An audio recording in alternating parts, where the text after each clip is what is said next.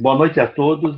E eu gostaria de dizer o seguinte, que não vou me ater a algumas particularidades sobre os manuscritos, porque isso não é importante para entender a narrativa.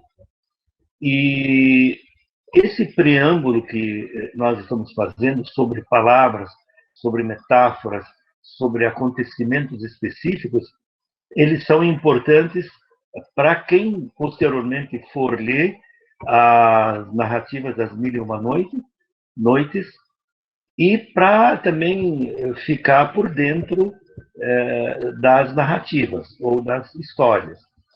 Então, eu peço desculpas, mas essa parte eu vou pular toda porque isso mereceria um curso.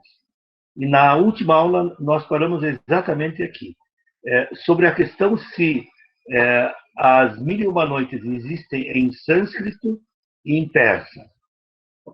Segundo um dos maiores historiadores da filosofia islâmica, ou árabe islâmica, se quiserem, e um grande estudioso dos manuscritos das Mil e Uma Noites, chamado Muhsin Mahdi, ele diz assim, a obra só existe em árabe. Ele e vários outros dizem, mas, digamos assim, ele é uma referência. E aí ele afirma, não passa de lenda o persa e o sânscrito. Isso me chamou a atenção e eu trouxe esta observação dele aqui para nós no Brasil, porque nós tivemos um rei que era poliglota, gostava de aprender muitos idiomas, e entre eles ele aprendeu árabe e traduziu. Eu não sei se ele traduziu tudo ou parte do livro das Mil e Uma Noites. E esse cidadão é Dom Pedro II. Por que me chamou a atenção? Porque, bom, antes de mais nada, se alguém quiser saber sobre Dom Pedro e as Mil e Uma Noites que ele escreveu, estão lá no Museu do Rio de Janeiro. Mas eu sei que ele aprendeu a história, tem um livro que conta bem essa história. Ele aprendeu árabe e depois fez 2 viagens para o Oriente Médio, especificamente para a região do Líbano, para o Egito, e ficou assim entusiasmado. E muita gente diz que a imigração árabe para o Brasil deve algo a Dom Pedro II. Né? Ele fez isso no terceiro quarto do século XIX. Então, vejam, ele traduziu as Mil e Uma Noites a partir do árabe, mas notem, o que a gente tem em mãos da primeira noite até a 35ª, depois tem um hiato grande nisso, e tem a tradução dele depois a partir da 100ª, 70ª alguma coisa. Então, da noite 36 até 170 alguma coisa, não se sabe se esses escritos, essa tradução que ele fez, foi perdida ou ele não fez mesmo. Não dá para afirmar. Mas notem vocês que muitos casos na história que se deram como perdidos, os manuscritos ou os escritos, depois foram encontrados. Se um dia talvez alguém encontre, daí fecha a história de Dom Pedro como tradutor das Mil e Uma Noites. Mas o que me chamou a atenção é que ele anotava algumas palavras que ele traduzia do árabe para ver se depois elas são ou têm o mesmo sentido no persa e no sânscrito. Quer dizer, qual é a origem dela? Ele tinha essa preocupação. Agora, se ele fazia isso baseado na versão de que existe a tradução para o persa, para o sânscrito, das Mil e Uma Noites, ou não, a gente também não sabe. Então, Otávio, por favor, o próximo slide, se você puder. Isso. Então, como vocês estão vendo aí, o Dom Pedro nasceu e faleceu nessa época, e ele foi imperador do Brasil de 1841 a 1889. É muito interessante, porque ele gostava mesmo de idiomas, aprendeu alemão, aprendeu hebraico, aprendeu árabe, sabia algo de persa, sabia algo de sânscrito e assim por diante. Então, isso me chamou a atenção, justamente porque o Mohsen Mahdi dizia que o sânscrito e o persa são lendas, não houve. A tradução das Mil e Uma Noites só existe em árabe. O próximo, Otávio. Bom, a partir do século XVIII, aí sim, a obra ela vai se internacionalizar.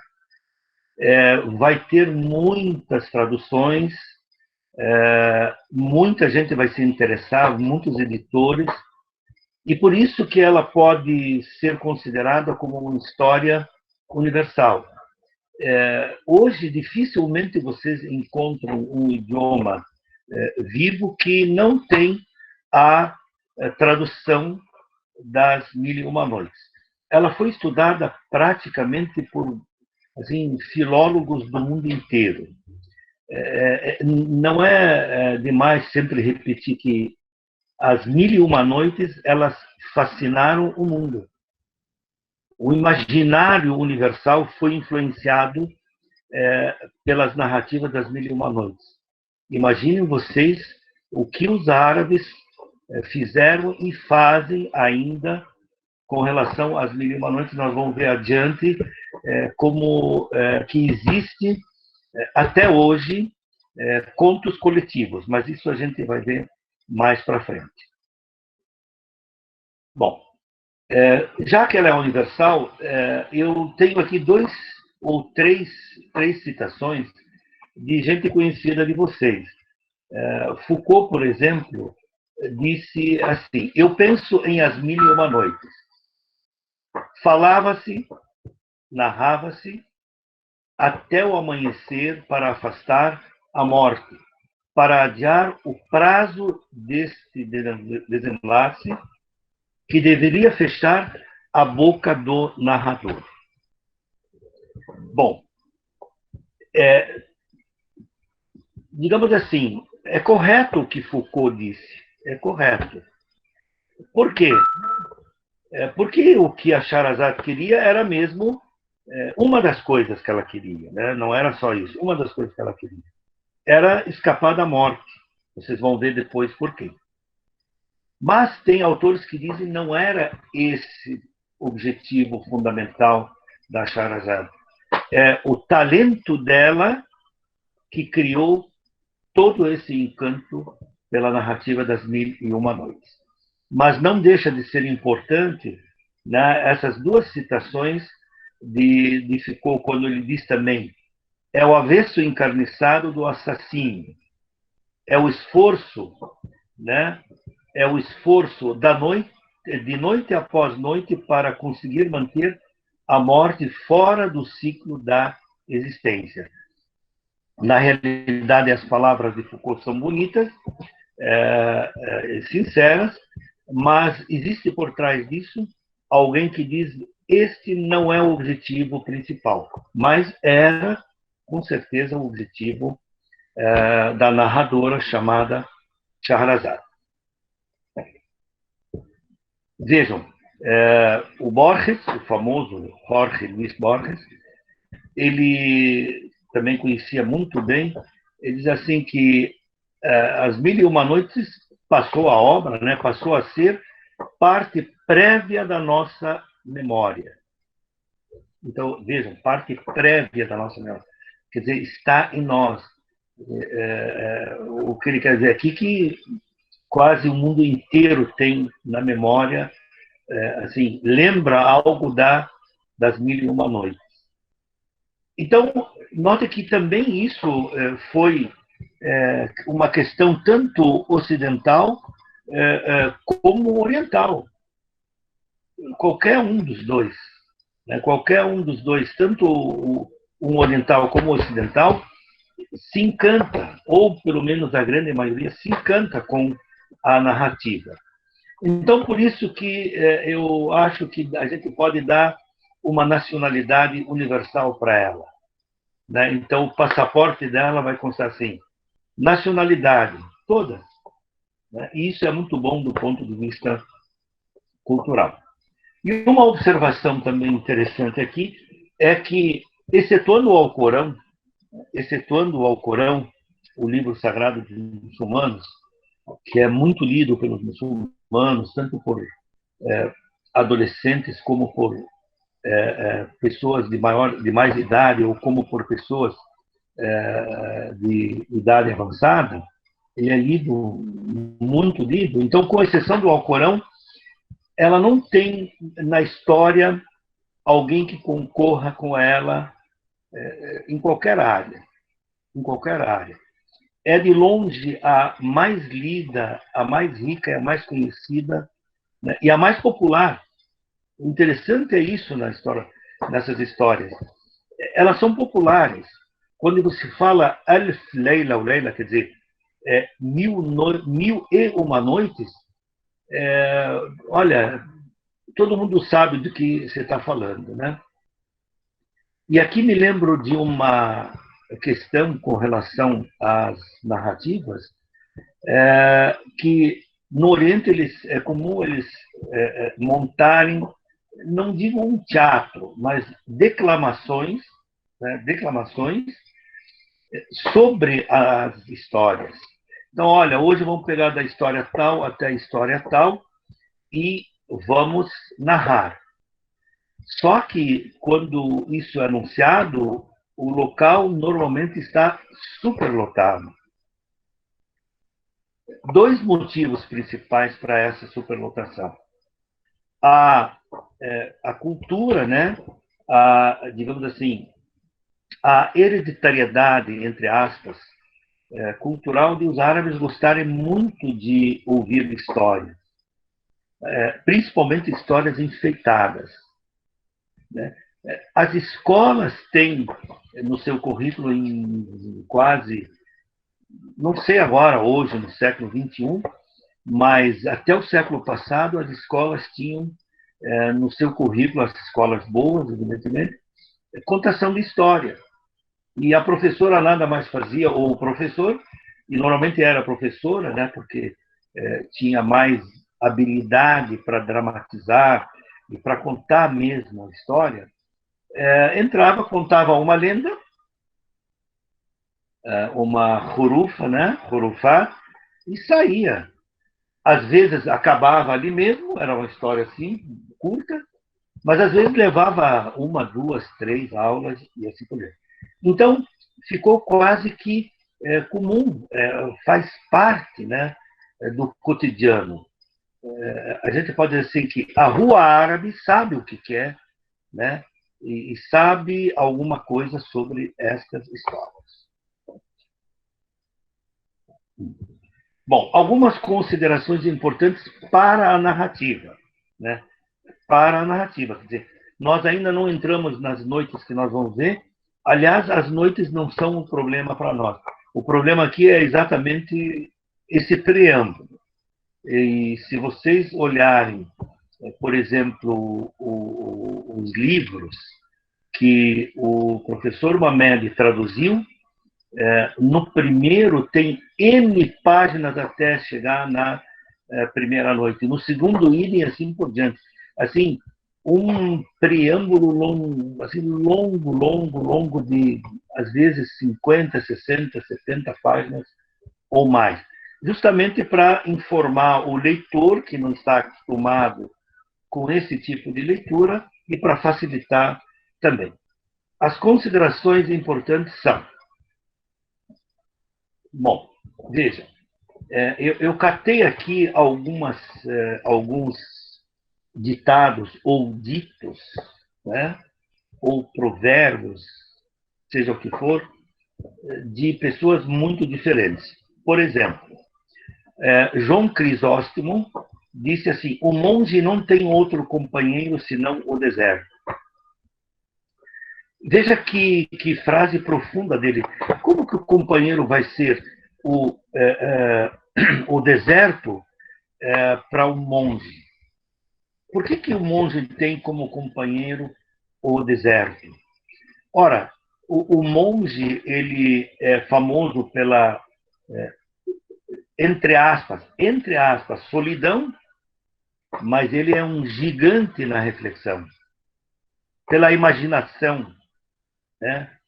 Por criar situações assim, de inteligir elementos muito, muito amplos. Ora, o deserto é uma inspiração para o monge. Como a gente falou na primeira aula, o beduíno que está no deserto, ele não se sente solitário, muito pelo contrário, ele sente solidão quando ele sai do deserto. Aqui eu me lembro de uma passagem que nos Emirados Árabes, o governo quis tirar alguns beduínos do deserto e deu uma moradia, né, para cada família, para ver se eles se sentiam melhor, porque, entre aspas, a diversidade do deserto e assim por diante. Vocês sabem que a grande maioria abandonou e voltou para o deserto.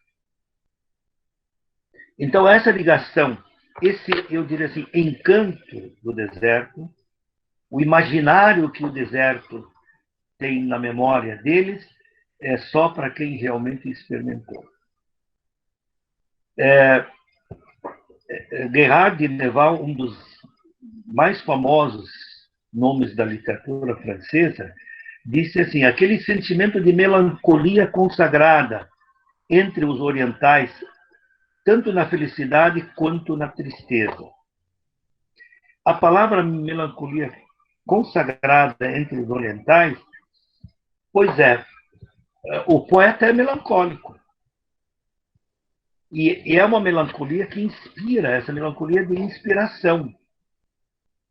Aquela capacidade de eu estar comigo mesmo e não se sentir solitário.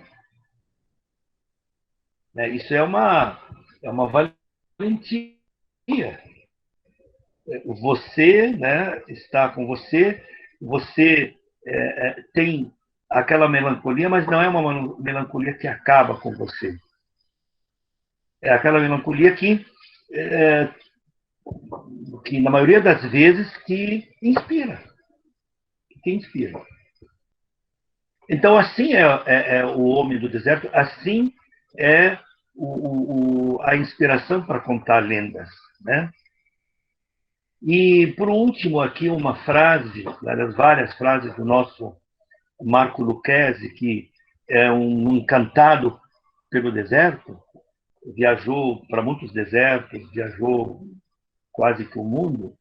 Ele diz assim: compreendo a solidão dos tuaregs. Se um tuareg vai ler isso, vai dizer, mas eu não tenho solidão. Entendeu? A solidão do ponto de vista de quem está enxergando de fora. É uma solidão alegre para ele. Né? O tuareg, nós que chamamos ele de solitário, aliás, nós nos inspiramos nele, criando uma solidão. Os que vivem além do tempo, claro, eles não têm uma vinculação com o tempo formal que nós temos. Aliás, que nos aflige, que nos impõe, assim, nos impõe uma crueldade terrível. Os tuaregs que sabem a outra margem, quer dizer, esse saber aqui é no sentido de deliciar, né? Que deliciam a outra margem. Quer dizer, eles deliciam chegar à outra margem. Os que naufragam, como é que alguém pode se naufragar no deserto? É só aquele mesmo que tem uma imaginação muito forte e muito fértil. Poetas ásperos. Quando ele fala em poetas ásperos, porque ele entende que o deserto é áspero. De poetas ásperos. Porque são homens fortes. Os tuaregs são temidos. Talvez são os mais famosos beduínos que nós ouvimos falar. Que se perdem no ocaso. este perder-se no ocaso é no bom sentido, né? Perder, quer dizer, se perder na delícia do ocaso. Poetas que têm Deus por companheiro. Seu repertório de nomes é menor que a onomástica dos camelos. Ou seja, quer dizer, o vocabulário deles é pequeno. Sim, eles não frequentaram a universidade, não foram a um colégio, eles aprenderam ali, normalmente via escutar a oralidade entre eles é mais do que um livro, muitas vezes. Quer dizer, o que conhece de nomes do camelo? Praticamente nada. Então, o repertório deles é quase nada, mas é um repertório muito rico do ponto de vista humano. Aliás, um repertório que consegue expressar muito bem seus sentimentos, porque eles vivem numa situação que eles precisam expressar seus sentimentos. Sombras negras, paisagem vermelha. Claro, né? A paisagem vermelha é quando o dia está acabando, o Tuareg no deserto vê a paisagem mesmo vermelha. Então, achei interessante e achei por bem trazer para vocês três, né, pensadores imaginando, né, o imaginário e a situação de alguém que está no deserto, de alguém oriental. Porque esta oralidade, tudo começou nessa situação. Começou nesse meio. Né? Começou numa época em que a escrita ainda era escassa. Vamos lá, Otávio. Então, como se inicia a narração das Mil e Uma Noites? Como se inicia? Quer dizer, por que ela se iniciou? Por que Sherazade vai contar histórias para o rei durante 1001 noites? Qual é o motivo da narrativa? Então, é isso que daqui em diante nós vamos explorar. Veja, eu, em homenagem àqueles que estão estudando árabe, ou sabem árabe, ou vão estudar, eu trouxe o nome dela aqui em árabe também. Porque a gente, claro que com toda a razão, a maioria fala Sherazade, mas em árabe é Shah, então tem que aspirar esse H, né? Shahrazad, mas ninguém é obrigado, né, a pronunciar assim. É a narradora das histórias, né, das 1001 noites ao rei. E veja que o nome dela significa aquela pessoa que é de estirpe nobre. A palavra Shahrazad é uma pessoa de estirpe nobre. Bom, se ela é ou não é outra história. Mas, pelo menos, o pai dela era um vizir, wazir, em árabe. Chamava-se vizir aquele que era, digamos, o chefe geral do governo. Depois do rei era ele. Então, ele se chamava vizir. Hoje, no árabe moderno, a gente traduz para primeiro-ministro ou ministro, simplesmente. Vem da palavra árabe wazir. Né? Bom, é importante aqui frisar, e é muito importante entender que a narradora, a Shahrazad, ela é descrita por seu talento intelectual e não por sua beleza física. Vocês podem depois, eu não sei se alguém vai ter paciência e tempo para ler a história, porque é muito longa.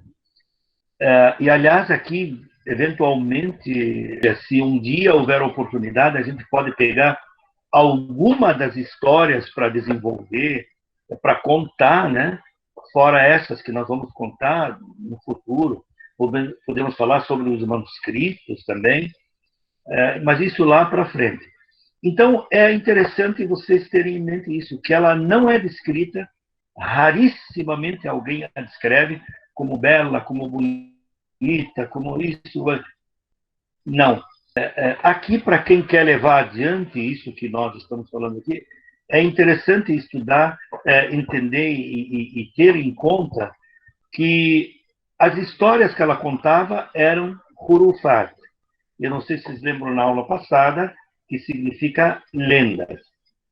E eu estou repetindo isso, esse nome, porque alguém disse hoje que está lendo um livro que tem várias coisas que eu disse na aula passada dos nomes. Então, fica aí a dica. Hurufa é lenda, Hurufat são lendas. E não dão importância à história exemplar. Aqui há uma distinção interessante entre lenda e história exemplar, né, no mundo árabe, no mundo das narrativas árabes. Bom, lenda, né, nós sabemos o que é. Eu já vou explicar o que é história exemplar. Aliás, eu diria assim, se a Shahrazad narrasse ao rei histórias exemplares, ele teria aniquilado ela na primeira noite. Vocês vão ver por quê. E ela, na narrativa, utiliza sempre o suspense. A gente chama de mil e uma noitesco. Esse nome não é comum, mas existe. Eu coloquei muito discretamente entre aspas para sobreviver, mas eu já disse há pouco que um dos objetivos é esse, só que há outras descrições sobre a sutileza das narrativas que ela contou ao rei. Nós vamos ver, acho que algumas, só uma meia dúzia, talvez comece já no próximo encontro, terminamos no outro. Mas o suspense, né, que eu estou dizendo aqui que ela utiliza o suspense, ou utilizava o suspense, notem por quê. Vejam por quê no próximo slide.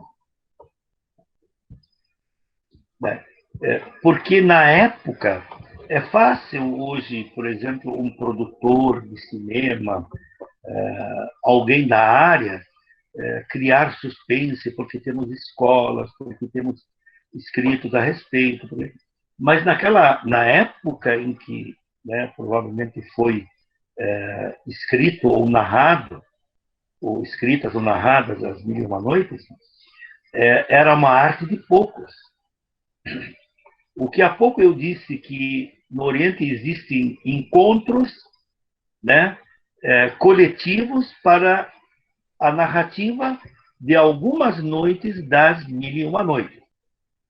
E as pessoas que narram são pessoas que se dedicaram à arte da palavra e do suspense. Até o pronunciar da palavra. A ênfase que é dada a algumas palavras faz parte da narrativa. Né? Então, era uma arte de poucos. Ou seja, Shahrazad tinha esse talento também. Eu só quero dizer uma coisa, pessoal. Eu estou agradecendo, mas depois eu posso até responder o que as pessoas estão dizendo, né? Que leu uma versão adaptada, assim. Existem os resumos das Mil e Uma Noites. Existe sim. A pessoa que falou, obrigado. Então, vejam que são histórias exemplares, e por que eu disse que se ela contasse história exemplar ao rei, talvez nós não teríamos hoje as Mil e Uma Noites. Então, esse tipo de história tem um discurso de autoridade. Isto existiu. Isso existiu. Na tradição de contação de histórias, existiu essa questão das histórias exemplares.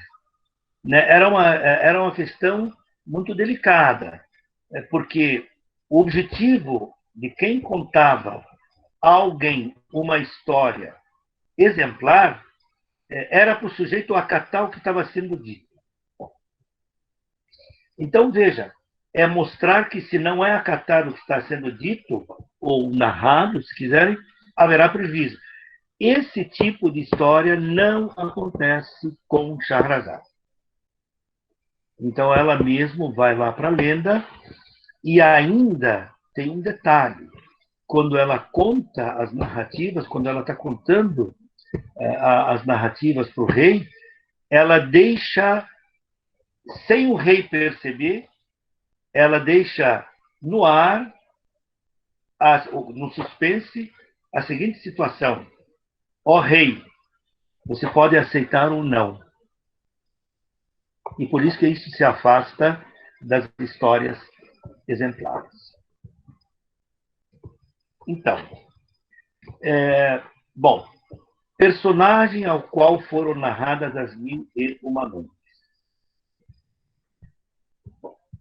Vejam, um rei chamado Shahryar, aqui ó, Shahryar, eu acho que daqui a pouco vai vir, mas Shahryar significa em persa o rei da cidade. Rei da cidade. Shahryar, né? Rei da cidade. Membro de uma poderosa dinastia. E olha, eu trago isso por uma questão histórica, porque nós vamos passar para ver qual que é a dinastia, e nós vamos ver que no conto a dinastia se refere a lugares que não fecham com a dinastia. Daqui a pouco vocês vão ver qual que é essa dinastia. Quer dizer, o lugar que o rei governava não pertencia a essa dinastia. Tá? Mas, como vocês sabem, nós estamos diante de diante de lendas. Bom, então, um rei chamado Shahryar, membro de uma dinastia poderosa, descobre certo dia que a mulher o trai com um escravo.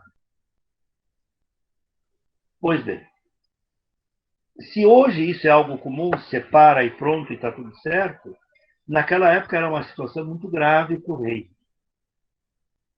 E para a mulher também, porque esse rei, com certeza, ele ia matá-la. Então, hoje isso parece um absurdo, mas vamos ter que voltar no tempo, né? Em crise, esse rei sai pelo mundo.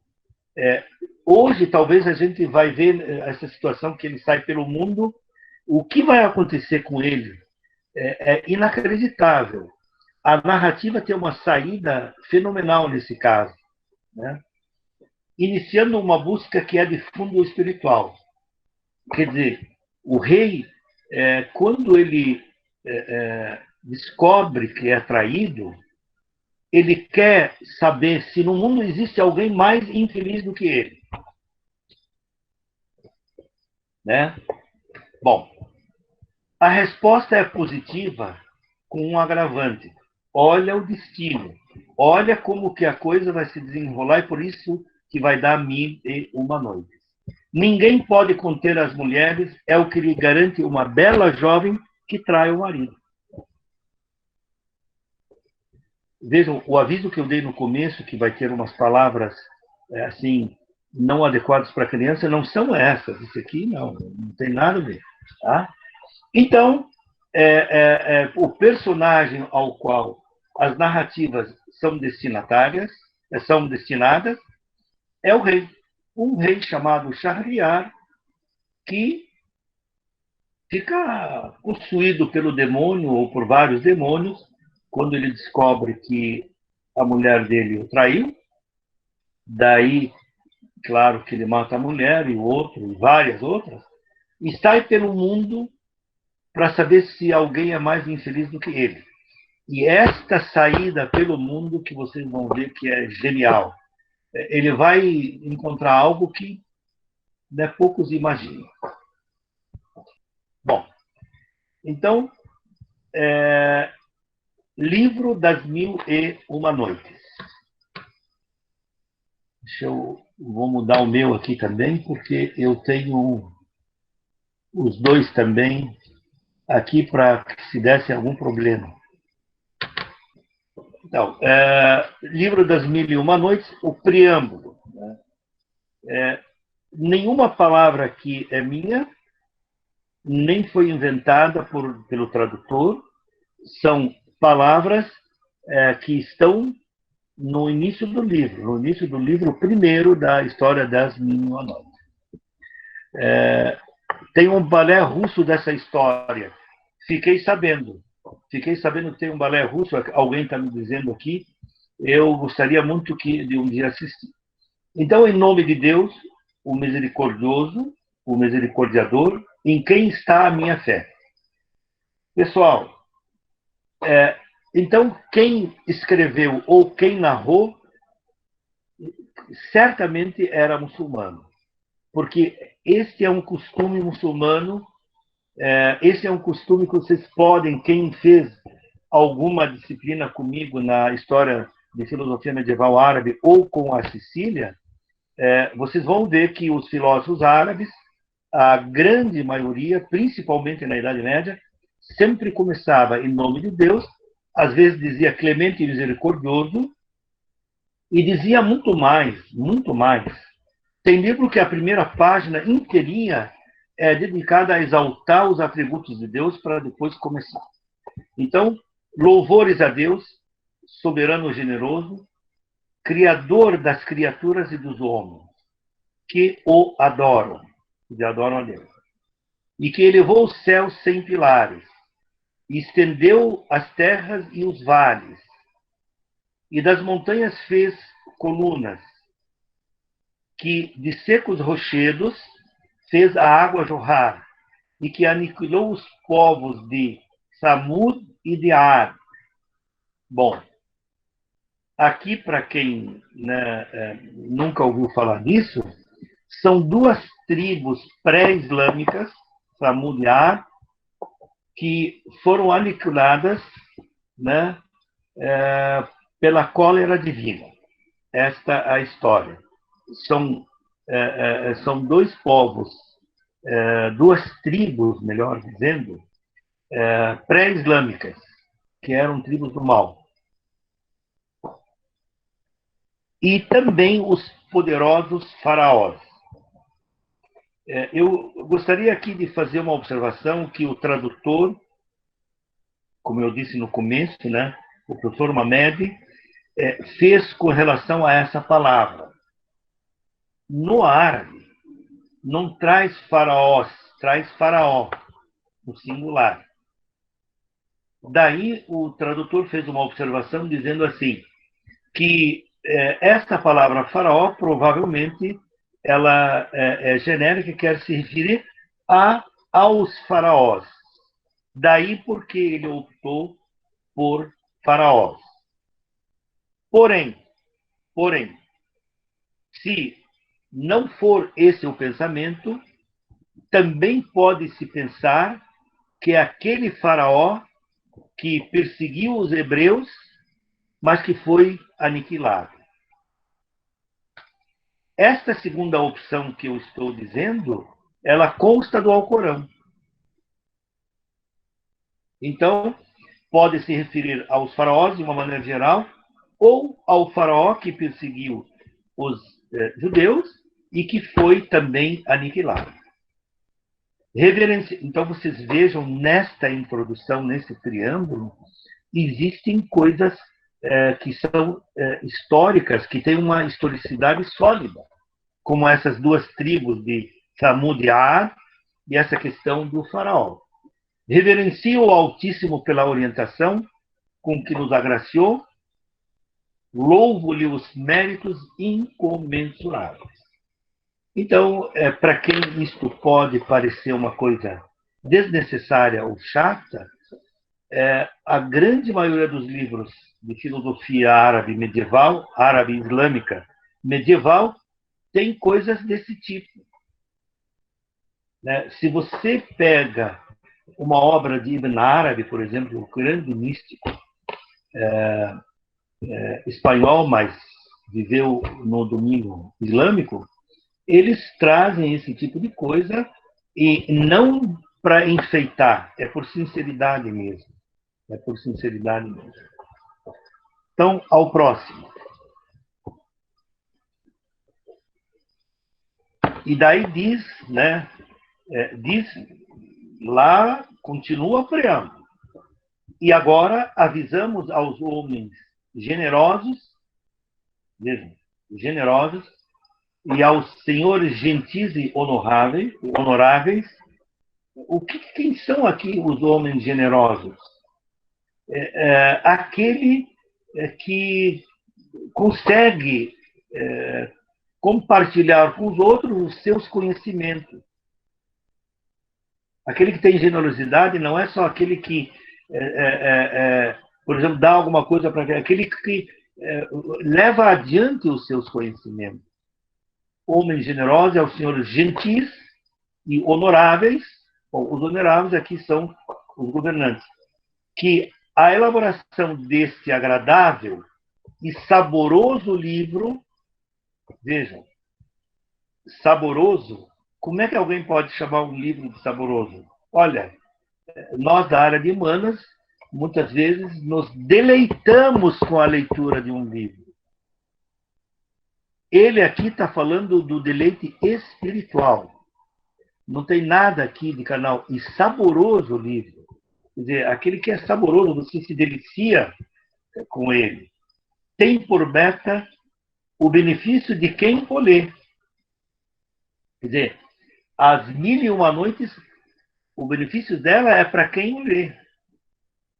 Esse saboroso é muito interessante aqui, nesse caso. Então, a gente sabe que o deleite não é apenas dos sentimentos, mas também do intelecto.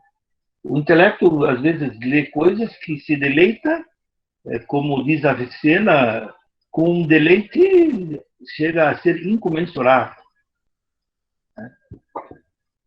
Continuando. Bom, aqui eu tenho duas observações assim, muito interessantes de palavras. Suas histórias são plenas de decoro. Depois, lá para frente, vocês vão dizer, mas como? Olha o que o cara está dizendo, que decoro que é esse?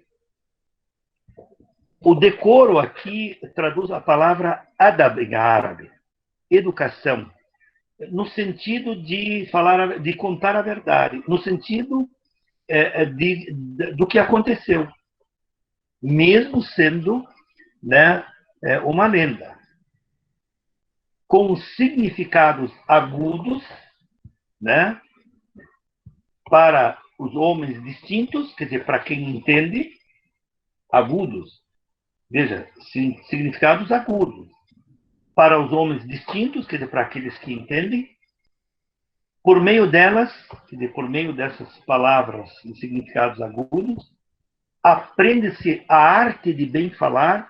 Então, olha novamente a oralidade nos perseguindo. Olha a retórica aqui também, no bom sentido, né? Retórica, nos perseguindo. E o que sucedeu aos reis desde o início dos tempos? Esse início dos tempos não é lá de Adão. Esse início dos tempos, ele quer dizer de épocas muito remotas. De épocas muito remotas. Então, vocês vejam, quer dizer, as histórias são plenas de decoro. Ele está avisando, olha, são coisas, né, educadas, com significados fortes para os homens, distintos para aqueles que compreendem, né? Por meio delas, aprende-se a arte de bem falar e o que sucedeu aos reis desde o início dos tempos. Então, adiante. Denominei o livro das Mil e Uma Noites, que contém igualmente histórias excelentes, mediante as quais os ouvintes aprenderão a fisiognomia. Bom, pessoal, esses caras aí, eu acredito que ninguém leu os pitagóricos. Porque os pitagóricos dizem que conheciam, principalmente pitagóricas, né? Pitágoras, diz que ele olhava para a pessoa assim e mais ou menos já tinha uma noção do que a pessoa é. Bom, os beduínos da antiguidade diziam que conheciam isso. Que olhando a pessoa eles já tinham mais ou menos, né, já sabiam mais ou menos algumas das características dessa pessoa. E nós sabemos que Pitágoras que era muito bom nisso. Bom, não os enredará, pois ardir algum. Quer dizer, não tem, ninguém vai, digamos, demovê-los do contrário. Quer dizer, o que está ali, você vai ver que tem pé e cabeça, tem começo e fim, tem começo, meio e fim, e ninguém pode, digamos, dizer o contrário disso. Então, o sujeito que escreveu, ele está muito convicto. Quer dizer, escreveu, desculpe, eu digo escreveu, se escreveu ou se narrou, né? Porque nós não temos a certeza. Então, este livro, enfim, também os levará ao deleite e à felicidade. Por que deleite e felicidade? Porque vocês, quem lê vai ver que tem momentos ali, ele não está falando só do deleite aqui carnal, não é isso. Ele está falando deleite mesmo dos dois aspectos, o que alguns chamam de espiritual, ou intelectual, e o outro carnal. Nele tem os dois. E a felicidade nos momentos de amargura provocados pelas vicissitudes da fortuna. Esta é uma menção indireta, está muito recôndita, né?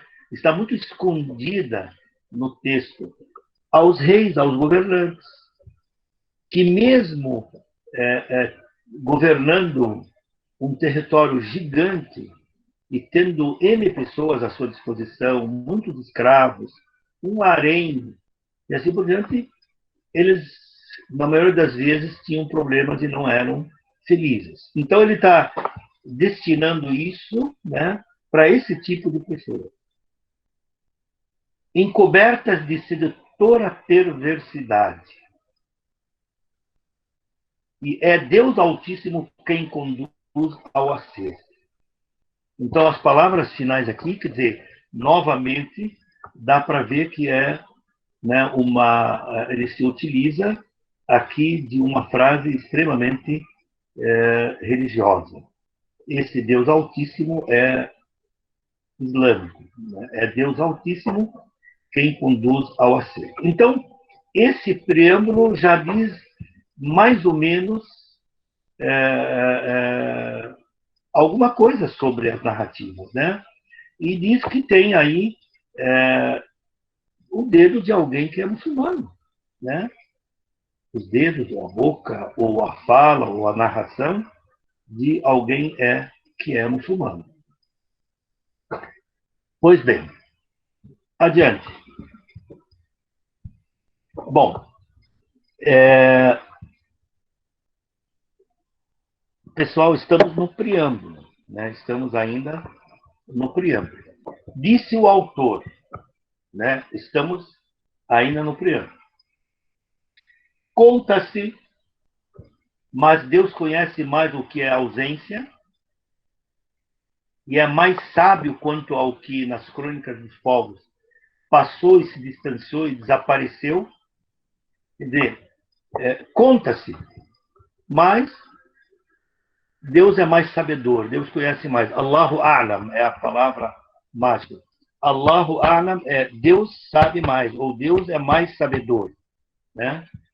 Então, e veja, quando ele fala que se distanciou, desapareceu, ele está querendo dizer assim, há muito tempo, algo já esquecido, né? Que havia em tempos remotos, no reino sassânida, nas penínsulas da Índia e da Indochina, dois irmãos, o maior chamado Shahriar, como eu disse, Shahriar significa o rei da cidade, e o menor, Shah Zaman. Shah Zaman, rei do tempo. Zaman, tanto em árabe como em persa, é tempo. Então, um é o rei da cidade, o outro é rei do tempo.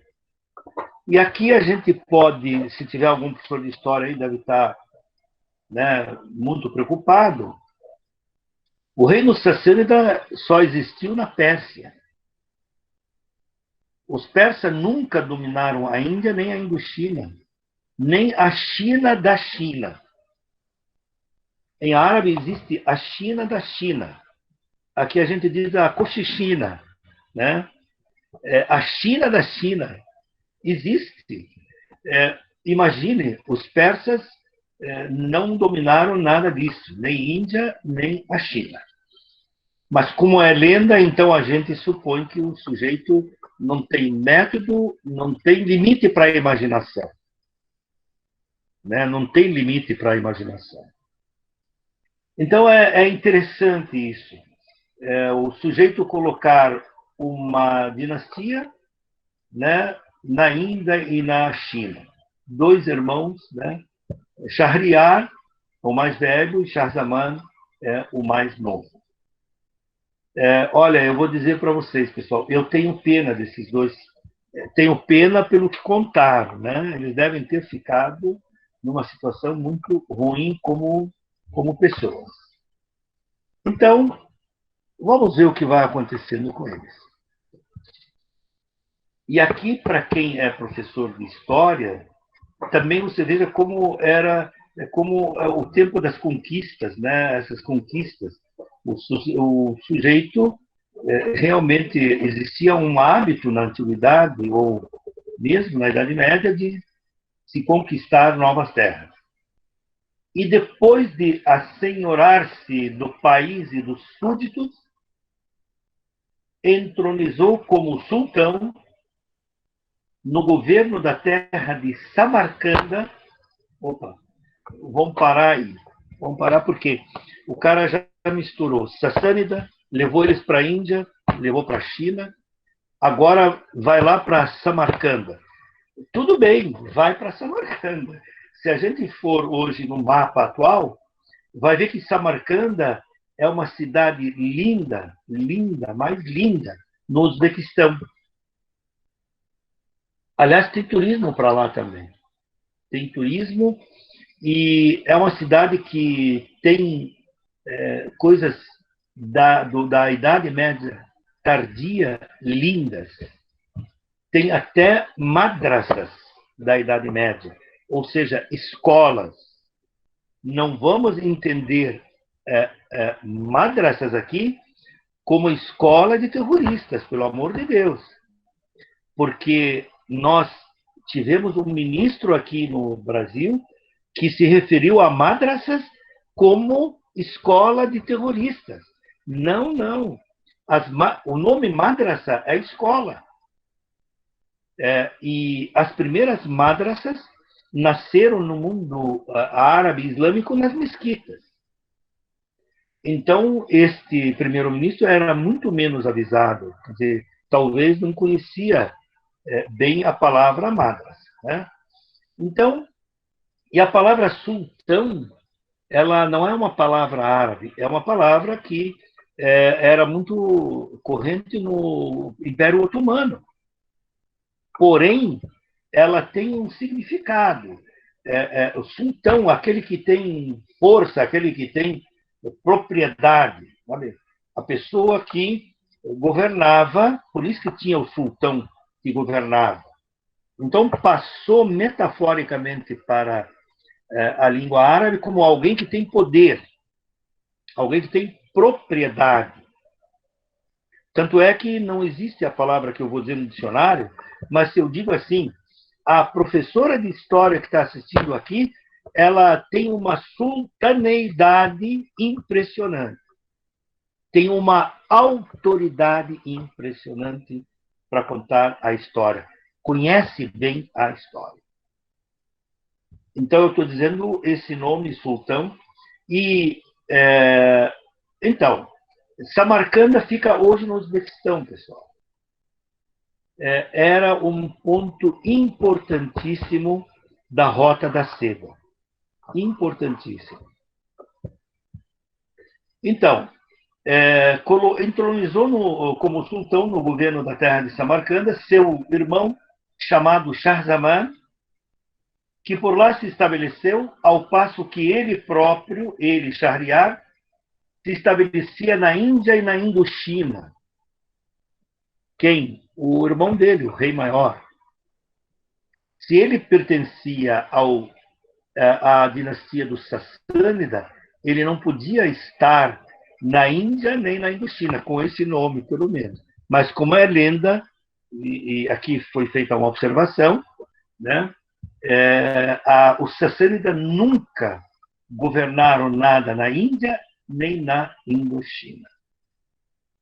Então você percebe que esse preâmbulo quanto a cultura tem. Bom, então os dois irmãos, né, cada um rei de grandes terras, de muitos súditos, um na Índia e na Indochina, e o outro em Samarcanda, e repito que Samarcanda fica na Rota da Seda, né? Então fazia parte da Rota da Seda que começava na China. Essa situação, né, dos dois durou 10 anos, um governando um lugar e o outro governando o outro. Ao cabo dos quais Shahryar, o irmão mais velho, saudoso do seu irmão, mandou seu vizir convidar o irmão a lhe fazer uma visita. Eu resumo aqui só porque não dá para encher, né, aqui o slide, mas pelo menos a gente é honesto com o resumo, né? Veja, durante 10 anos os dois irmãos não se viram. Então, Shahryar ficou com saudades do irmão. Essa questão de saudades e do irmão do tal é algo peculiar no mundo inteiro, mas é muito peculiar no mundo árabe. Tanto é que o primo na cultura árabe é mesmo que irmão. Por isso que os árabes todos eles são primos, entendeu? O sujeito assim dificilmente diz assim, ele é meu primo de terceiro grau, desculpe. Não, ele vai dizer meu primo. Então você veja que isso é cultural. Claro que não é 100% dos árabes que faz isso, mas é uma esmagadora maioria. Existe essa questão sabe, de coesão familiar, né, de alteridade familiar muito grande. Então, o primo, é irmão, o tio é quase que um pai, é muito respeito, né? O sogro de alguém, em árabe, chama-se de tio, né, Cecília? Por exemplo, meu sogro eu não chamaria de sogro, eu chamaria amme. E amme é a mesma palavra que se usa para dizer tio, pai do meu irmão. É preciso ver até que ponto é delicado ler isso, né? Entender essas coisas. Duração de 10 anos. É que saudoso aqui é muito importante nessa passagem, que era normal. Do seu irmão, mandou seu vizir para convidar o irmão menor, né, a lhe fazer uma visita. É muito comum hoje, eu vi esses dias uma irmã que não via a irmã há 30 anos e queria saber onde ela está. Então, vocês vejam que a diferença no tempo. Aqui uma nota muito interessante quando a gente está falando do vizir. O seu vizir, eu acho que já me antecipei no começo, vizir no árabe moderno é ministro. Naquela época dos reis, era, digamos, o governador geral do reino. Era o chefe geral do reino, né? Então, era o responsável geral do reino. É a segunda pessoa depois do rei. Mas naquela época eles chamavam de wazir do árabe, por isso vizir em português. Esse vizir que o rei manda, ele tem ou tinha duas filhas. E, por incrível que pareça, as duas vão fazer parte da história das Mil e Uma Noites. A menor, vocês vão ver o papel que ela vai ter. É muito, muito interessante o papel dela nas narrativas. O vizir tinha duas filhas, uma chamada Shahrazad, né, e a outra Dinarzad. Né, Dinarzad. Shahrazad a gente viu que é aquela que, né, tem estirpe de primeira. Dinarzad era aquela que tinha uma fé inabalável. Dinarzad. Tem um outro significado que alguns adotam, mas o Mamed, o tradutor, optou por essa e com razão. Aliás, deixa eu dizer uma coisa.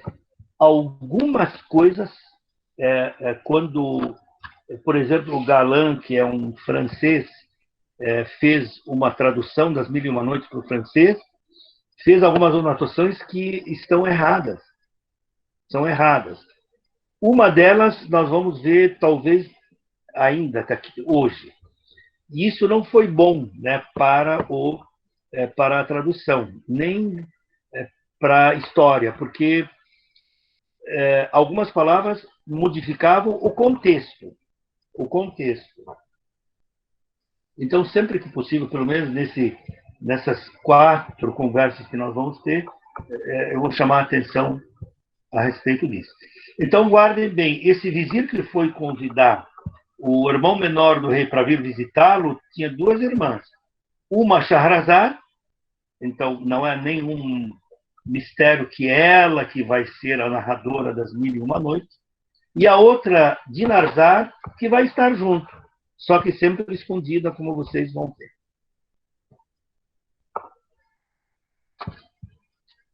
Então, claro que o irmão aceitou o convite. Bom, eu aqui suprimi, para ser honesto com vocês, toda a parcimônia que tem da chegada do vizir até o irmão do rei. Porque ele chegou com muitos presentes e também recebeu do irmão do rei vários presentes. Depois de 1, 2 semanas ou mais, é que eles vão conversar, né, a respeito da visita. Mas ele chega com soldados, chega com serventes, muitos presentes. O rei dá também para o vizir, dá alguns cavalos, alguns camelos, e como era a tradição naquela época. Há uma pompa assim, muito grande quando o narrador vai falar sobre a chegada do vizir aí. E também sobre a partida do irmão do rei. Então, assim, o convite, mas aconteceu uma coisa assim, digamos, inesperada, mas trágica. Muito trágica. Notem, quando o vizir estava como hóspede no palácio de Shahrazad, ele, e sabe que o hóspede do rei tem tratamento de rei. Então, o rei ficava conversando até altas horas da noite com o ministro, com o vizir. E depois o rei voltava para o seu palácio para dormir. Só que nesse ínterim, enquanto ele hospedava o vizir, ele voltava tarde da noite. E um dia, ao voltar para o palácio, tarde da noite, encontrou a mulher dormindo ao lado, eu aqui coloco entre aspas, porque é exatamente como está na história. Um dos rapazes da cozinha. Tem outros tradutores que colocaram ao lado assim, um rapaz imundo da cozinha. Seja o que for, era um rapaz que trabalhava na cozinha. Só que a tradução de imundo aí é meio capenga. Estavam abraçados. Bom, aí, né, já temos um começo meio ruim para o rei. Por isso eu digo, aconteceu algo inesperado, aconteceu uma catástrofe a esse rei. Então vamos ver o seguinte. Eu resumindo tudo aqui, porque só para contar esse fato, só para contar como é que o rei se lamentava, o que o rei dizia, o rei ficou assim arrasado e dizia: meu Deus, eu que sou o chefe de tantos, de tanto de terra, vai me acontecer uma coisa dessa, e patati, patatá. Então, o narrador valorizou demais o acontecimento. Possuído por uma intensa cólera, ele matou os dois, evidentemente, como eu disse antes, não tinha outro, e atirou do alto do palácio. Matou os dois e atirou do alto do palácio. Bom, e aí é uma palavra famosa, né? Me desculpem as mulheres aí, mas foi mesmo o que ele disse. Não é possível confiar em mulheres. Vejam, ele diz assim, mesmo eu sendo o que sou e fui traído. Ele está pensando que é quem? Só por ser rei?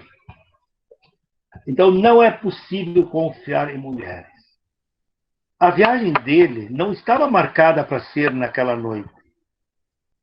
A viagem dele estava para ser dali uns dias. Mas naquela mesma noite, o Shahrazman, o irmão do rei, ele chamou o vizir, chamou seus auxiliares, chamou o cocheiro, chamou todo mundo, disse, nós vamos sair neste momento. Então, tudo foi preparado e naquela noite mesmo, né, o rei partiu. Ele saiu para visitar o irmão, mas numa situação terrível, né? Ele não via a hora de chegar. Bom, vamos ver o que vai acontecer aí na viagem, né? Aqui, né, eu já tinha antecipado, meu Deus, né, mesmo eu sendo rei governante de Samarcanda, vejam que Samarcanda naquela época era algo muito importante para o rei, né? Então, a viagem de Shahrazman corria de maneira muito rápida, não era normal alguém viajar daquela maneira, né? Não era normal. E o rei possuído queria chegar o quanto antes do irmão. Pois bem, agora eu cortei aqui, vejam, eu cortei aqui, eu acho que, quer ver, umas 5 páginas, desnecessárias, a meu ver, para esse momento, porque a chegada do rei foi de uma retumbância extraordinária. O irmão dele recebeu com pombas, com tambores, com louvores, com dançarinas, com comida, com... Bom, o palácio inteiro estava em festa e à disposição do irmão menor, né? Com o passar dos dias, né? Com o passar dos dias, o irmão, o Shahriar, o mais velho, percebeu que o irmão estava definhando, percebeu que o irmão estava ficando magro, muito agitado, muito pensativo, muito impaciente, né? E assim uma preocupação terrível se percebia nele. Então o rei ficou, claro, transformado. Só que não disse nada ao irmão, não disse nada. O irmão de vez em quando perguntava o que tem, não, tudo bem. Mas na realidade não estava tudo bem. O que o irmão mais velho imaginou? Falou, poxa, ele está longe da família, está longe da mulher, está longe das concubinas, está longe do palácio, está longe de sua gente, então por isso ele deve estar assim. Para fazer o irmão feliz, o irmão mais velho, o Shahriar, ele planeja levá-lo a uma caçada. Só que a caçada de um rei naquela época tinha um nome, vamos correr gazelas. Eu vou correr com as gazelas. E o irmão planejou, chamou os soldados, chamou os seus caçadores, chamou os especialistas, chamou os guias e mandou preparar tudo e chegou para fazer uma surpresa para o rei. Então, essa surpresa foi dita como está entre aspas, e eu esqueci de colocar as aspas no final. Ele diz assim: saiba, meu irmão, que eu pretendo correr com as gazelas. Então, correr com as gazelas quer dizer, olha, eu vou caçar. Vou sair para caçar por 10 dias e quando eu voltar, vou fazer os arranjos para você voltar para casa. Esses arranjos, só de presente que ele recebeu do irmão, precisava de não sei quantos camelos para carregar, quantas mulas, quanta coisa. Então, os arranjos levavam 10, 15, 20 dias ou mais. E o Shahriar, o irmão mais velho, não sabia o que estava acontecendo ainda. Então ele pergunta: que tal de caçar comigo? O rei queria, né, distrair o irmão. A resposta literal do rei, do irmão mais novo: irmão, o preço traga o peito. Outra coisa interessante, os árabes falam muito desse peito oprimido. Olha, existe uma expressão assim: meu peito está fechado. Meu peito está fechado. Sudre Aswa, que está negro, está da escuridão, está magoado. Eles inventam palavras, quer dizer, o lugar para dizer que a pessoa está infeliz, está infortunada, está dilacerada é o peito. Então, quando ele diz assim que trago o peito opresso, oprimido, algo parecido, e turvo o pensamento, então é normal isso, é uma palavra comum. Deixe-me e viaje você, com a bênção e a ajuda de Deus. Essas foram as palavras literais do irmão mais novo, dizendo para ele: olha, vai com Deus que eu vou ficar aqui. O que o irmão dele imaginou? Bom, ele quer ficar sozinho, então eu vou deixá-lo à vontade, vou eu e na volta eu levo ele de volta. E Shahzaman ficou sozinho no palácio enquanto o irmão foi caçar. Mas anotem aí, ninguém sabia que o irmão não foi junto. Ninguém sabia. Então, para todos os efeitos, todo mundo pensou que o irmão foi junto. Tá? Então, tá bom. Então, é que aqui eu estou lendo, mas eu vou. Depois eu respondo. Enquanto o Shahzaman, agora pulei muito a história, mas nada que digamos assim, nada que implique em algo importante, nada que prejudique. Tudo são pompas da fala, coisas do palácio.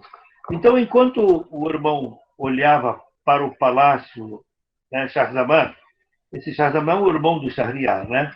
Olhava para o palácio do irmão, ele viu sua cunhada, viu a mulher do rei, né? Saindo por uma porta secreta, seguida de 20 criadas. Pessoal, todas vestidas de mulher, só tinha mulher. 10 brancas e 10 negras. Pessoal, eu estou utilizando exatamente como está no texto. e 10 negras e 10 brancas. Essas são as cores que nas narrativas sempre são repetidas. Bom, ela, a cunhada, se requebrava. Vejam que eu coloquei a palavra requebrava em negrito, porque há uma tradução em francês que diz assim: ela se encaminhava com dignidade. E não é a tradução correta, e o autor faz realmente uma nota dizendo que esta palavra aparece em outros contos exatamente com o significado de se requebrar ou rebolava. Um dos dois. Ou ela se requebrava ou rebolava. Pode ser um dos dois. Mas não que andava com dignidade. Tá? Como uma gazela de olhos vivos.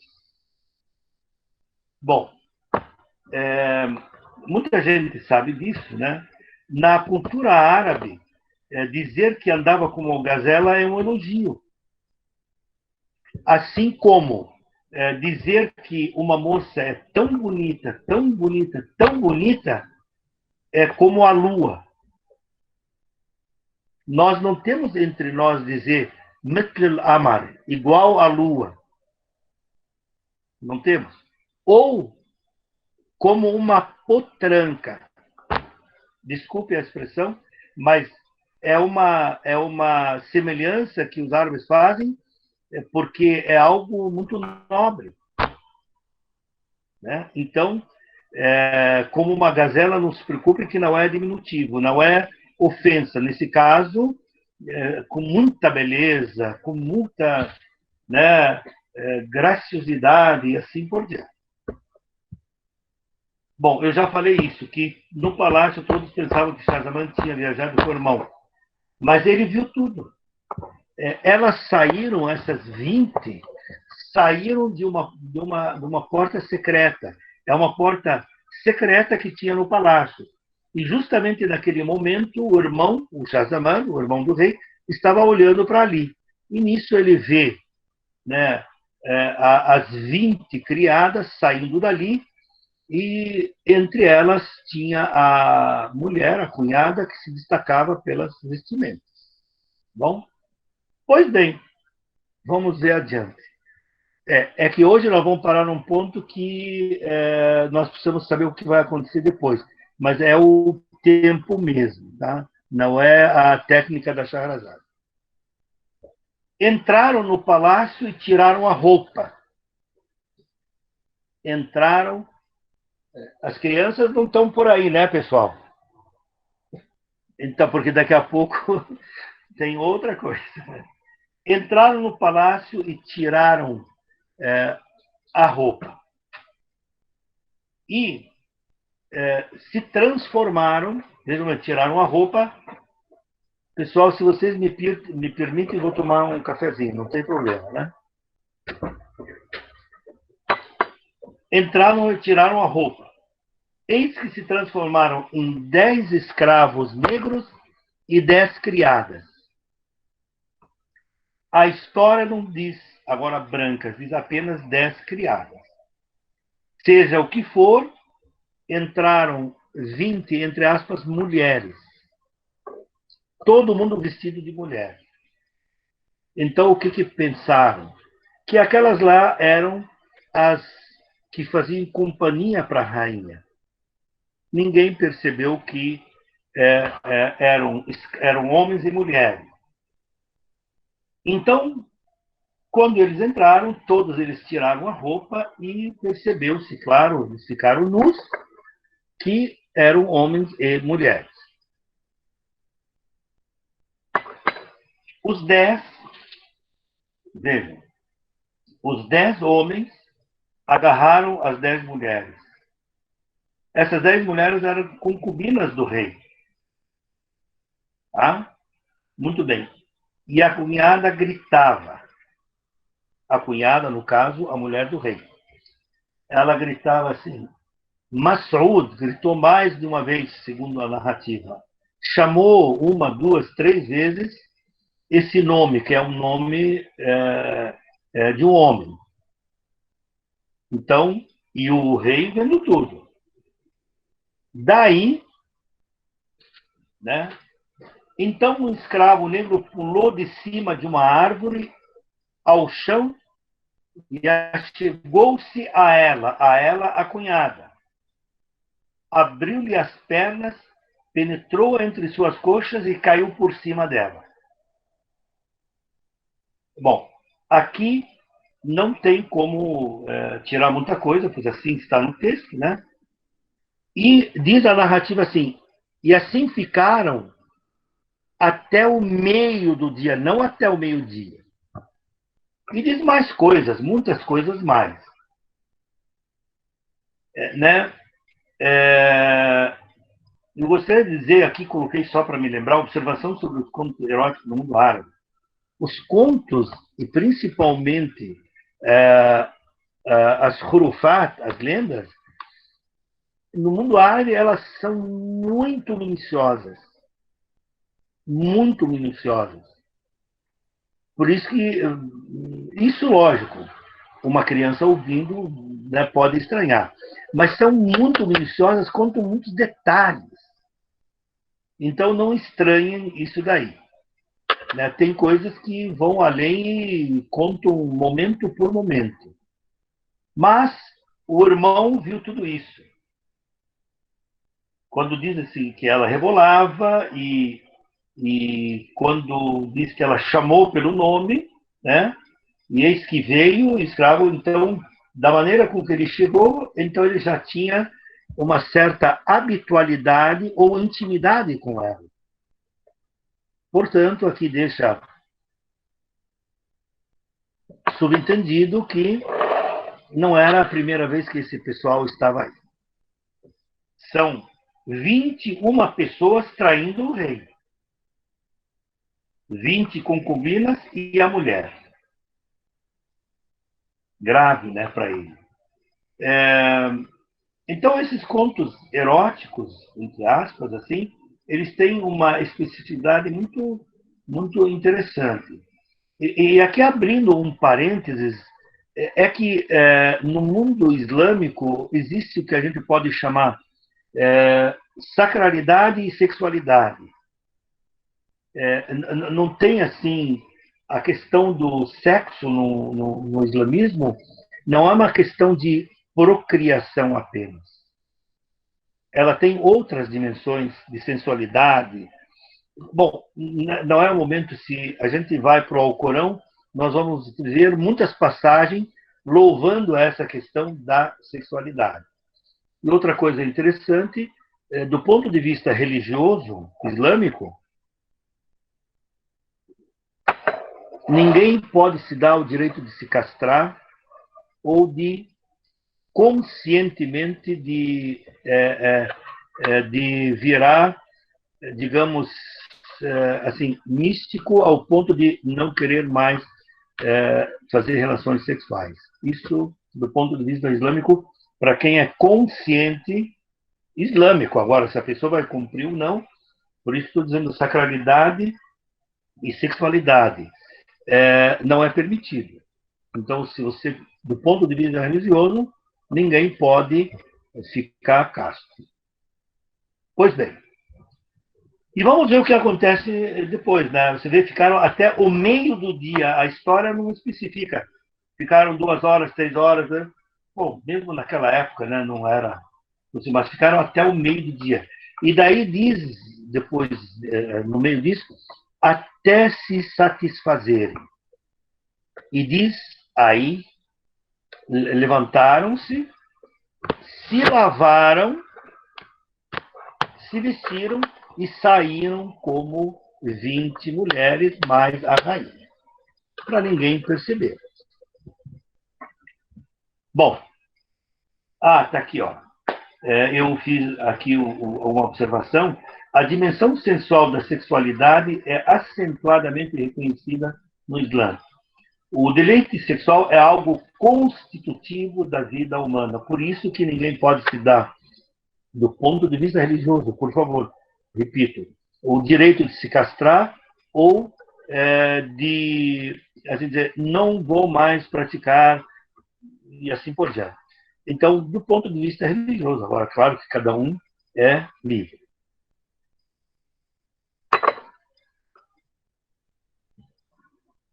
Bom, o que eu gostaria de dizer aqui, antes de. Quer dizer, eu vou parar por aqui, porque tem muitas perguntas que eu estou vendo aqui.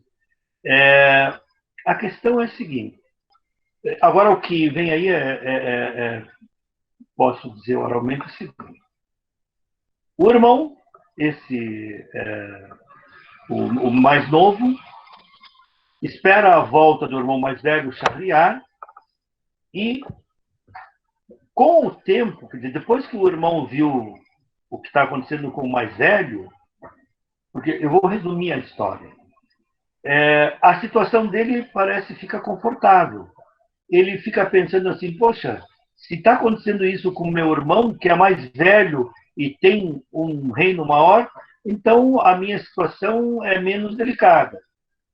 Parece que o narrador, a maneira com que ele conta a situação do irmão, assim, eu posso dizer a palavra amenizou a situação do irmão. Então ele voltou a comer algo que ele não fazia, voltou a ficar menos compenetrado, ele voltou ao normal, até engordou. Bom, o irmão mais velho voltando encontra um irmão modificado, muito modificado, alegre, comendo, mas ele não pergunta nada nos primeiros dias. Passado um dia, 2, 3, 4, 5, daí o irmão mais velho quer saber o que aconteceu. Ele pergunta para o irmão assim, o que aconteceu com você que você mudou e está melhor? Antes do irmão perguntar, ele imaginou, né, o irmão mais velho imaginou que ele tinha passado aquela fase, né, de saudades da família e coisa tal, se sentiu à vontade aqui sozinho, no palácio. E daí, mas chega uma hora que ele insiste, eu quero saber o que aconteceu para que você, né, voltasse a esse normal que você está. Aí o irmão lá inventou uma onda, mas tem um detalhe mais importante. Então, ficou irreconhecível o irmão dele. Foi irreconhecível. E daí ele ficou preocupado com aquilo com o irmão, queria saber o porquê. E preocupado no bom sentido. E o irmão não dizia. Né? Ao voltar da caça, notou a diferença? Né? Ele perguntou o motivo que levou a melhorar. Só que, naquela época, entre os reis, havia uma frase que, quando era dita, mais ou menos tinha que ser obedecida. Ele dizia assim para o irmão. Vocês vão ver que na narrativa da Shahrazad também. Mas é imperioso que você me diga o porquê. Quando eles diziam esta expressão, tinha que dizer. Quando é imperioso, quer dizer, é imprescindível. Mas era o rei que estava dizendo, olha, você tem que me dizer o porquê. Shahzman contou-lhe o motivo de ter ficado triste e abatido. Quer dizer, ele falou, só agora que ele diz que ele foi traído, pegou a mulher na cama dele, né, com outro homem, matou os dois, jogou lá, foram os dois para o inferno. Aí, Shahriar, que é o irmão mais velho, queria saber o porquê de sua melhora. O irmão, como eu disse há pouco, ele não queria dizer, ele ficou muito relutante, ele não queria porque não queria ver o irmão naquele estado. Mas, com a insistência do irmão e o fato de dizer, não, você é imperioso que você me diga por que melhorou, então daí o irmão contou em detalhes o que ele viu. Ele contou, olha, eu percebi por aquela entrada a tua mulher com 20 entre aspas, mulheres entrando, e bom, contou toda aquela história que eu contei, que quando entraram, todo mundo tirou a roupa, eram 10 homens, 10 mulheres, né? Transaram até certa hora lá, e que a mulher dele chamava o tal de maçom, e aí contou tudo, né? Contou em todos os detalhes que né, a narrativa conta. Shahriar, esse o irmão mais velho, não acreditou. Ele diz, não, eu preciso ver com meus próprios olhos para acreditar. E eu não acredito que a minha mulher tenha feito isso. Daí o irmão dele jurou que ele viu. Jurou, fez um juramento. Não, eu vi. Bom, aí os dois inventaram uma viagem e começaram a vagar pelo mundo. Esse ponto eu prefiro deixar para a próxima semana, porque desse ponto tem um desenrolar longo. Então eu prefiro deixar vocês na curiosidade, né? E responder algumas perguntas. Vocês estão vendo aí que o Mares, que a gente falou lá na primeira aula, eu paro aqui, bom? Porque entre uma coisa e outra tem uma longa história que eu vou contar. Entre os dois encontraram um gigante, carregava uma mulher, aí eu conto na próxima aula. Então, eu prefiro parar aqui para poder responder se alguém tiver alguma dúvida.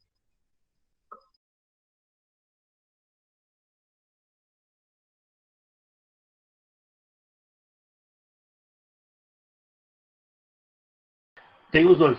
Na próxima aula, quando tiver a Shahrazad, porque ainda nós não entramos na primeira noite. Na próxima aula, a gente já começa com a primeira noite. Aí eu coloco quem está narrando, o autor ou a Shahrazad. Até aqui a Shahrazad não falou nada.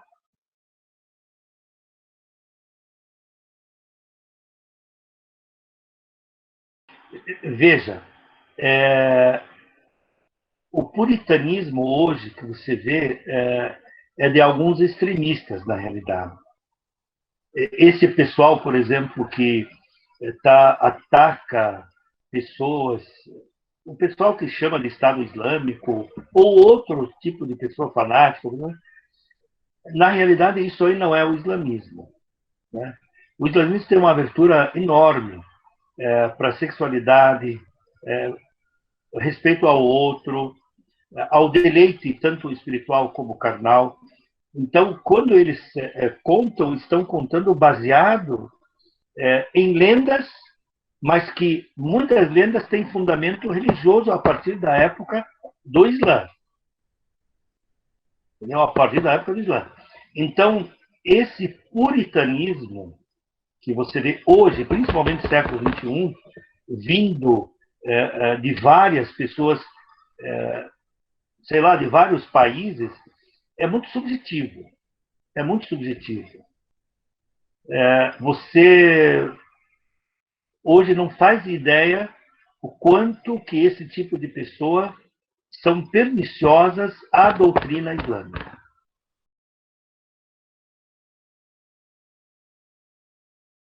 Curioso, né? Porque, assim, por um lado, o Islã é acusado de puritanismo, e, por outro lado, de promiscuidade por promover a poligamia. Né? E as pessoas esquecem que tudo isso tem uma razão de ser historicamente, né? Inclusive, essa, digamos, liberação da questão do prazer, ela é muito nítida no Islã, ela vem justamente se contrapor ao puritanismo do judaísmo na época, né? Que no judaísmo, sim, a questão é você tem que fazer sexo para procriar. Agora, a questão do prazer no Islã é vista de uma forma completamente diferente, e, inclusive, está no Corão que o homem deve satisfazer a mulher. Isso é caso, inclusive, de divórcio, né? É coisa que poucas pessoas sabem que isso pode ser causa de divórcio. Sim, sim. Olha, gostaria só de continuar com quem fez a pergunta. Você encontra, por exemplo, essa questão das mulheres muçulmanas que usam véu ou que usam uma abeia até o rim, quer dizer, vários lugares têm maneiras diferentes delas se cobrirem. Alguns lugares é obrigatório, em outros não é obrigatório. Mas, abstraindo esta questão, você encontra em muitos países muçulmanos lojas de sex shop. Eu vi. Eu estava num lugar que eu nunca imaginava que haveria uma loja dessas. Daí, passando assim, eu vi uma loja. Daí perguntei para o meu amigo que era do lugar. Falei, mas como? Ele falou, você não sabe o que acontece dentro da casa. Ele falou, em casa elas se vestem diferentes. Entendeu? Então, é isso mais ou menos. É uma ideia um pouco assim distorcida. Isso que a Cecília falou é totalmente correto, essa questão da sensualidade, de satisfazer a mulher e a mulher satisfazer o homem, está lá prescrito no Alcorão, tem várias passagens sobre essa questão. Então, e não é segredo para ninguém. Acontece que a pessoa vê a mulher só com aqueles trajes. Não é só assim. Em casa, a história é outra, inclusive a maneira de se vestir em casa, muitas vezes, é diferente. Só comentando um fato, que isso é dado mesmo, hein, Jamil? Os países islâmicos são um dos maiores importadores de lingerie do Brasil, né? E todo mundo sabe que as fábricas de lingerie no Brasil não são exatamente muito puritanas, né? E a exportação maior que existe de lingerie brasileira é para os países islâmicos. Isso é dado mesmo. Sim, sim. Não, e outra coisa, além da carne de boi e de frango, eles também importam isso. É verdade. Tanto é que eu li num panfleto que a Câmara Árabe Brasileira manda, que tem uma indústria brasileira que está abrindo uma unidade lá de lingerie. Imagina, num país que é tido como muito fechado.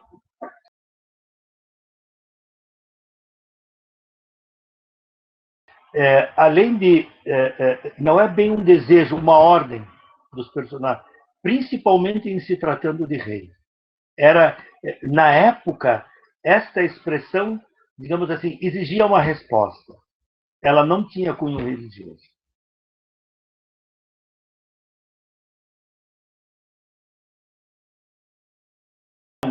Elas não são fábulas. Elas tendem muito mais para uma história. Podem ter um pouco de fábula, mas são idealizadas justamente para coagir o outro. Ele pode usar de artimanhas, pode se utilizar de hila, que nós vimos na primeira aula, H-I-L-A, mas normalmente elas são muito bem assim, quanto ao fato de exigir. Assim, é uma exigência.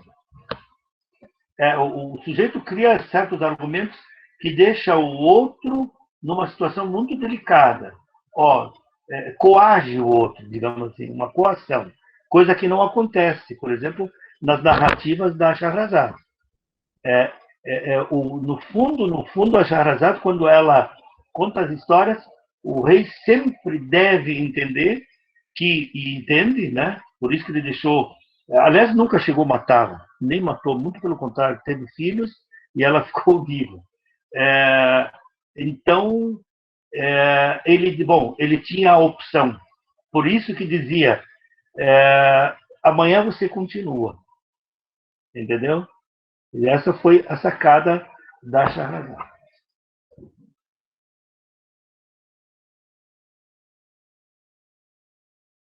Eu queria fazer um comentário, posso? Claro.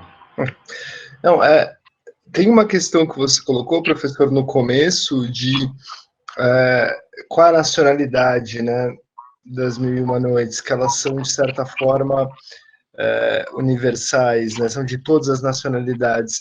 Eu fico me perguntando se não é o contrário, se elas não são responsáveis por fazerem com que boa parte do mundo, talvez o mundo inteiro, compartilhe um pouco dessa nacionalidade árabe. Né?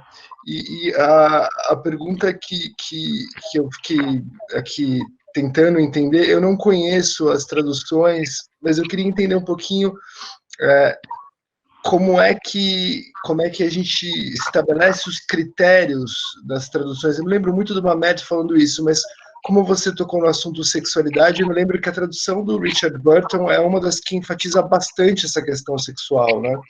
Inclusive, o Edward Said fala disso. E eu queria entender se isso tem algum impacto na maneira pela qual... Porque eu suspeito que talvez um grande retorno repressivo em relação à cultura árabe e à cultura islâmica se deva também muito a isso, né? A uma tradição muito mais aberta para o prazer sexual, né? Sim. Respondendo de trás para frente, o Richard Burton, ele é minucioso porque ele conviveu com o mundo islâmico. Né? Ele conviveu no sentido que ele absorveu, ele presenciou. Entendeu? Agora, com relação às traduções, como é um árabe muito eloquente, e como um árabe que tem muitos termos que, para entender, são culturais, o sujeito precisa ter convivido com a cultura, precisa ter visto, não precisa ter a nacionalidade, mas precisa ter sim, um conhecimento profundo, porque o idioma é algo vivo.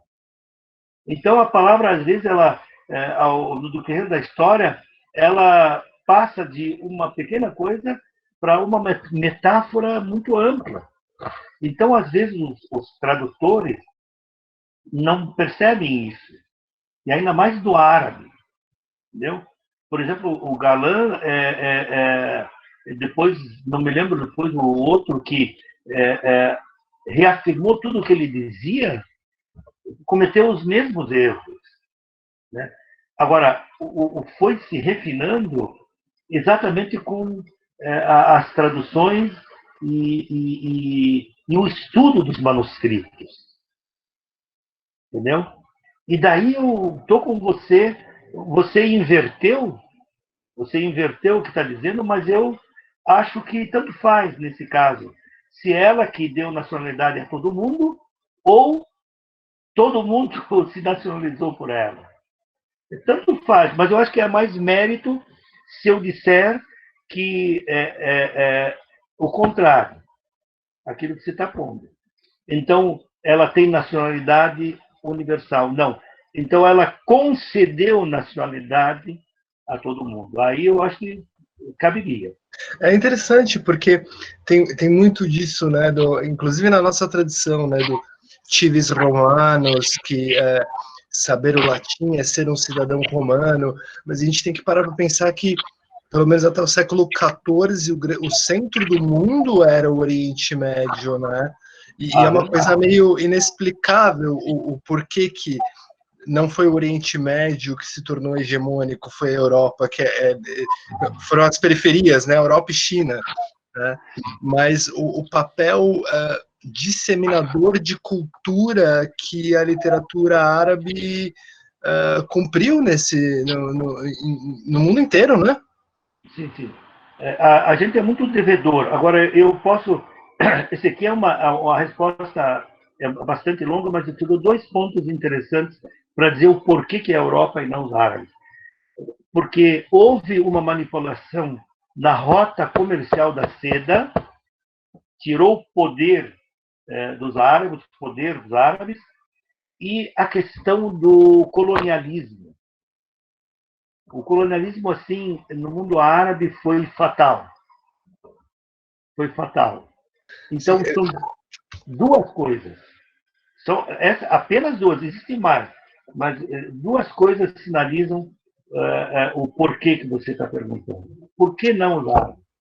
Eu vi algumas hipóteses. Luiz. Desculpe, mas está havendo desde há muito tempo uma desconstrução do conceito da doutrina islâmica do árabe, né? isso não é à toa, isso é planejado. Então, esses são alguns dos motivos. Tem editoras que não editam, relutam em editar coisas do mundo árabe. Pois é, pois é. Mas hoje nós temos uma editora que é especializada em editar coisas do mundo árabe. Né? Felizmente. Aliás, não é que não editam, tem editoras que relutam. Entende? Porque tem esse preconceito. Mas, inclusive, no prefácio do livro do Said, no prefácio que ele escreve em 2003, ele comenta muito isso, né, de como que as editoras investiram em pesquisas de produções de livros que causariam um grande impacto, atacando o mundo islâmico e o mundo árabe. Então, eles fizeram pesquisas, isso nos Estados Unidos, né, fizeram pesquisas de como seria mais fácil, de que forma eles deveriam escrever para que todo mundo acreditasse no que eles estavam dizendo, né? É uma coisa terrível. E coisa não é de 10 anos, é coisa de um século, não é? É uma estratégia antiga que eles vêm, sabe, martelando, aí uma hora a pessoa acredita. É uma pena, Bom, mas a gente está aqui para provar o contrário. Sim. Esperamos, né? Obrigado, professor, obrigado. Todo mundo. Bom, pelo menos a gente tenta, né? A gente tenta essa luta de colocar o pensamento não hegemônico, né, nas universidades. Na verdade, essa é a nossa tarefa aqui, colocar um pensamento não hegemônico no Ocidente dentro das universidades como algo que, assim, contribui de forma fundamental para a cultura universal, para esse caldo, né, total cultural que a gente tem universal e que não necessariamente é uma coisa localizada, muito pelo contrário, ou seja, é essa característica universal que a gente está tentando, né, salientar aqui em em todos os aspectos, em todos os temas. Eu acho que é assim, fundamental para a gente colaborar, inclusive, para terminar com o preconceito, para, né, minimizar esse preconceito, que esse preconceito ele vem justamente da ignorância, ele vem ignorância não no sentido de burrice, pelo contrário, no sentido de ignorar mesmo, ou seja, da falta de informação confiável que se tem sobre outros lugares do mundo que para nós parecem exóticos ou distantes, mas que na verdade não são, porque uma boa parte da nossa população é originária de pessoas descendentes de esses outros povos que para nós parecem exóticos, né? Isso é muito curioso, assim, é uma coisa muito curiosa no Brasil, né? A gente tem uma imigração muito forte, tanto do Oriente Médio quanto do Extremo Oriente, né? E a gente não, parece que esquece isso, que tudo isso faz parte da nossa cultura, assim como outras coisas fazem parte também. O Brasil é constituído por diferentes povos, não existe nada exótico, a não ser, obviamente, né, algumas populações muito específicas de algumas áreas muito específicas, né, sei lá, esquimós, né, aborígenes australianos, a gente não tem uma imigração muito grande, mas de resto, né, praticamente nós temos aqui de tudo, como diz o Luiz Fernando, né, brasileiro tem cara de tudo, porque na verdade brasileiro é tudo, né, na verdade nós somos, né, esse caldo, né, que vem de todos os lugares do mundo. E é interessante também, professora, levar em consideração que, ao contrário dos países hegemônicos europeus ou norte-americanos, a gente até tem comunidades aqui, comunidades árabes, comunidades japonesas, comunidades coreanas, mas a gente não tem a formação de guetos, né? A gente tem uma grande mistura, por algum motivo, talvez ainda a ser pesquisado, o porquê que todo mundo se divide em guetos no mundo inteiro e quando chega no Brasil, todo mundo se mistura e não está nem aí, né? É verdade. Não, isso, o Brasil é um exemplo ímpar, não tem igual o Brasil, não tem. Nesse aspecto, realmente.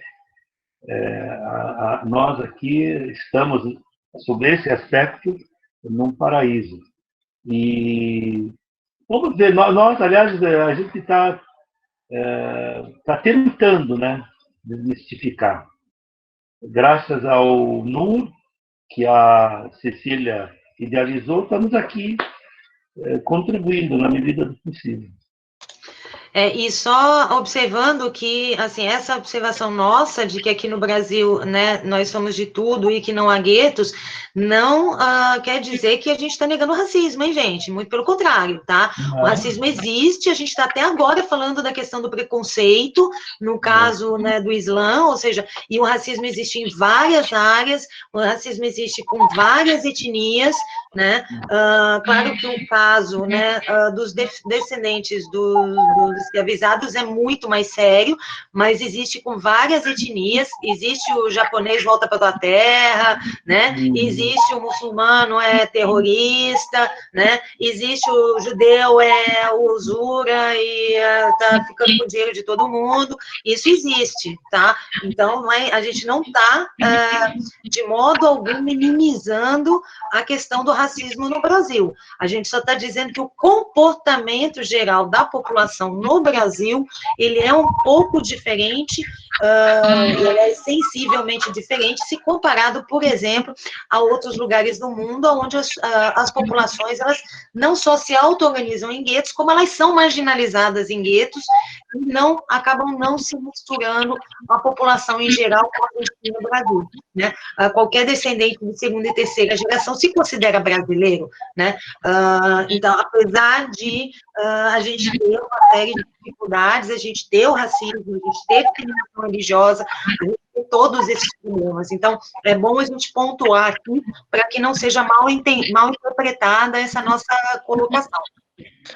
E, além disso, professor, eu acho que você acabou de dar a resposta para a pergunta que eu estava colocando, né? O porquê que isso acontece aqui.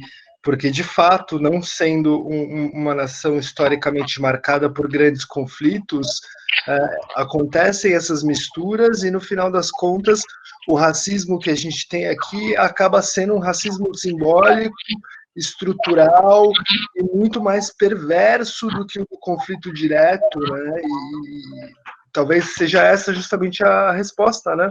A gente se organiza de forma que a coisa vira a piadinha, que a coisa vira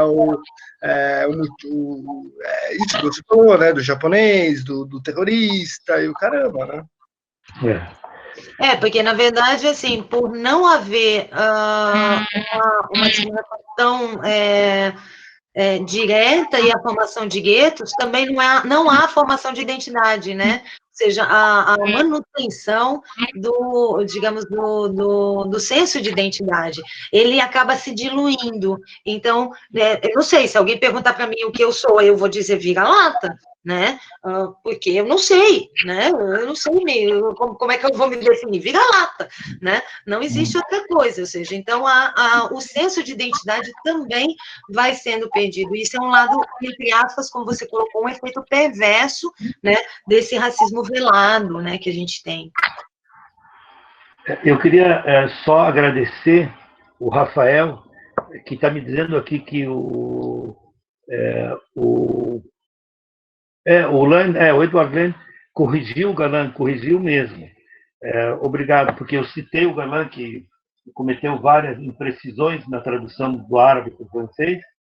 Obrigado, é verdade. E também a Aline, que agradecendo muito o nosso papo aqui, porque ela não sabia de algumas coisas e que ficou contente em saber, coisa que ela só ouvia de uma maneira deturpada. Bom, eu agradeço a todos que estão elogiando aqui, agradecendo. A gente também agradece, né, a participação